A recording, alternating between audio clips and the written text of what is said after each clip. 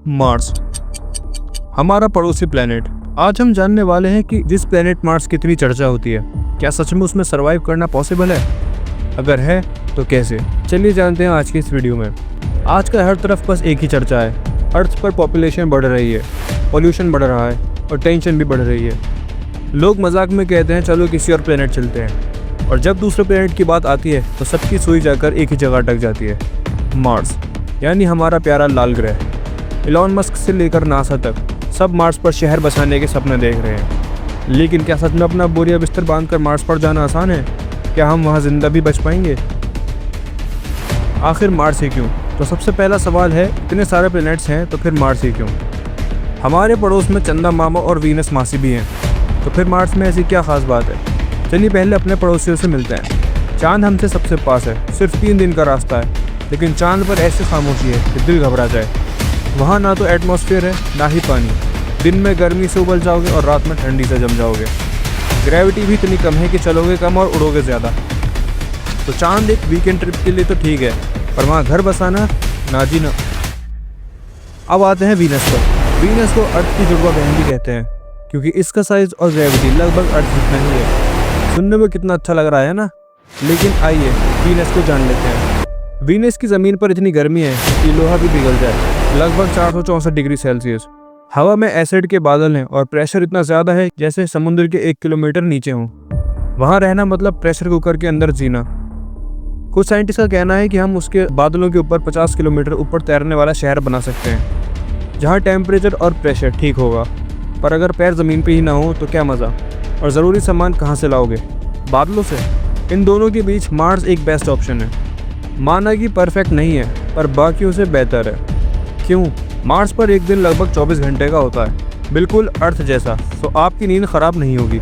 पानी, मार्स पर पानी का खजाना है, बस वह बर्फ के रूप में पोल्स पर और ज़मीन के नीचे दबा हुआ है। हाल ही में साइंटिस्ट को ज़मीन के नीचे एक पूरा समुद्र होने का संकेत मिला है। एटमॉस्फेयर माना कि पतली है, पर है तो ये हमें छोटे छोटे मेटेरॉइड से बचाती है, और इसकी CO2 यानी कार्बन डाइऑक्साइड को हम अपने काम में ले सकते हैं। ज़रूरी सामान और सबसे ज़रूरी, मार्स पर वो सारे केमिकल इंग्रेडिएंट्स मौजूद हैं जो ज़िंदगी के लिए चाहिए। कार्बन, नाइट्रोजन, हाइड्रोजन, ऑक्सीजन, सब कुछ। लेकिन सारे बड़े खिलाड़ी मार्स पर ही दांव लगा रहे हैं। ये एक ऐसी रेस है जिसे जीतकर इंसान मल्टीप्लेनेटरी बन जाएगा। मार्स पर असली पंगे क्या हैं?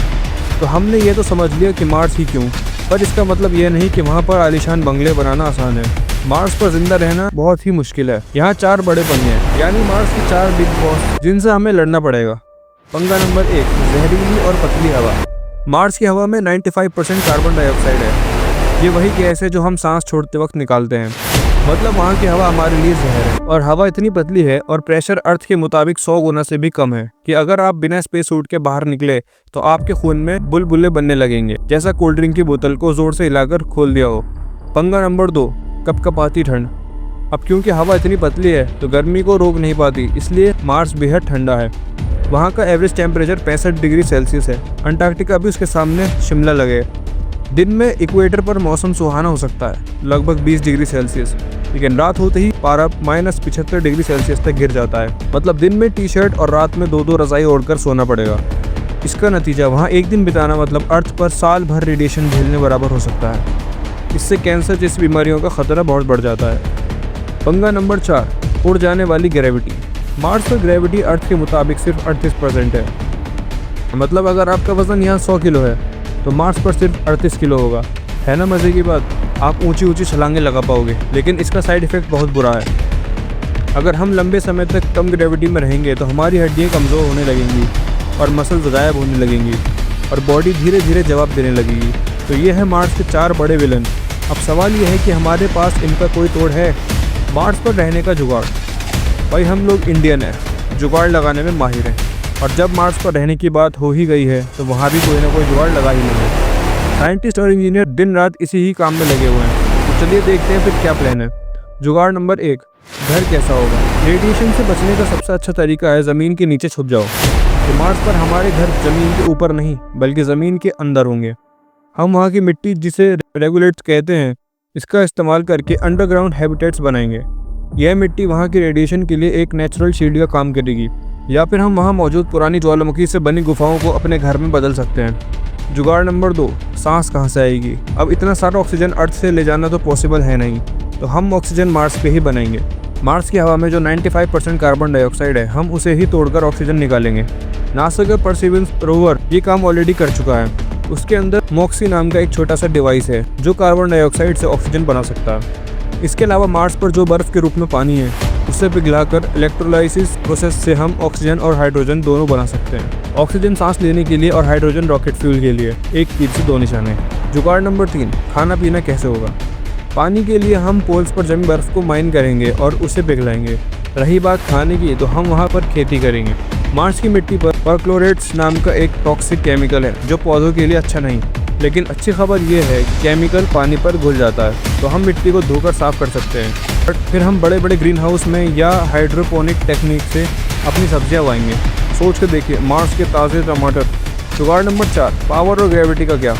बिजली के लिए शुरुआत में सोलर पैनल का इस्तेमाल होगा, लेकिन मार्स पर धूल भरी आंधियाँ चलती हैं जो पैनल को ढक सकती है।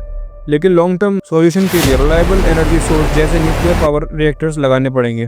तो ग्रेविटी की समस्या निपटाने के लिए एस्ट्रोनॉट्स को रोज़ घंटों एक्सरसाइज करनी पड़ेगी, जिनसे उनकी हड्डियाँ और मसल्स आलसी न हो पाएं। शायद फ्यूचर में हम वहाँ गोल घूमने वाले रोटेटिंग हैबिटेट्स बनाएंगे जिससे अर्थ जैसी आर्टिफिशियल ग्रेविटी बना सकें, पर वह अभी दूर की बात है। तो दोस्तों, मार्स पर बसना कोई फिल्म या कहानी नहीं है। ये एक बहुत बड़ा, बहुत मुश्किल, लेकिन एक पॉसिबल मिशन है। इसमें परेशानियां हैं, खतरे हैं, लेकिन इंसान की फितरत ही है मुश्किलों से टकराने की। नासा अपने आर्टेमिस प्रोग्राम के जरिए 2030 तक इंसानों को मार्स पर भेजने की तैयारी कर रहा है, और दूसरी तरफ इलॉन मस्क की कंपनी स्पेस एक्स तो मार्स पर पूरा शहर बसाने का प्लान बना चुकी है, जिसमें 10 लाख लोग रहेंगे। उनका प्लान है कि 2029 तक पहले इंसान मार्स पर उतर जाएं। मार्स पर जाना सिर्फ एक जगह से दूसरी जगह जाना नहीं है, ये इंसानियत को एक बैकअप प्लान देगा। अगर कल को अर्थ पर कोई बड़ी मुसीबत आ जाए तो इंसान का अस्तित्व बना रहेगा। ये हमारे लिए एक नया चैप्टर होगा, एक नई शुरुआत। तो आपका क्या ख्याल है कि आप मार्स पर जाने वाली पहली फ्लाइट की टिकट बुक कराओगे या आपको अपना अर्थ ही प्यारा है? मुझे नीचे कमेंट में ज़रूर बताना। अगर आपको ये वीडियो पसंद आई है तो लाइक करें, अपने दोस्तों के साथ शेयर करें और fact over for you channel को सब्सक्राइब जरूर करें।